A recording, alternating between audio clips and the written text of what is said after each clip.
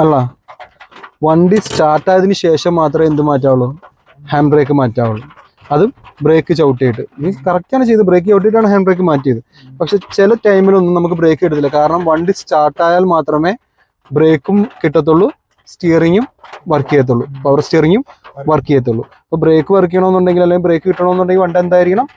വണ്ടി സ്റ്റാർട്ട് ആയിരിക്കണം. ഇല്ലാത്ത പക്ഷം സ്റ്റിയറിംഗ് നല്ല ടൈറ്റ് ആയിരിക്കും. ഇത് സ്റ്റാർട്ടായി കഴിയുമ്പോൾ ഇത് ഫ്രീ ആവും. മനസ്സിലായി? അപ്പോഴേ ഇത് വർക്ക് ചെയ്ത് തുടങ്ങത്തുള്ളൂ. വണ്ടി സ്റ്റാർട്ടായാൽ മാത്രമേ എന്തൊക്കെ കിട്ടത്തുള്ളൂ? ബ്രേക്കും വർക്ക് ചെയ്യത്തുള്ളൂ, സ്റ്റിയറിംഗും വർക്ക് ചെയ്യത്തുള്ളൂ. അപ്പം സ്റ്റാർട്ടാക്കുന്നതിന് മുന്നേ ഹാൻഡ് ബ്രേക്ക് എന്ത് ചെയ്യരുത്? റിലീസ് ചെയ്യരുത്. മനസ്സിലായോ?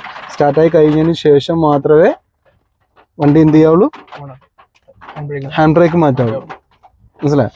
ഓക്കെ, ഒന്ന് ചെയ്ത് കാണിച്ചാൽ ഞാൻ പറഞ്ഞുതരാം. ആ ബ്രേക്ക് ഒന്ന് ചവിട്ടി പിടിച്ച്, ക്ലച്ചും ചവിട്ടിക്കും മുഴുവൻ.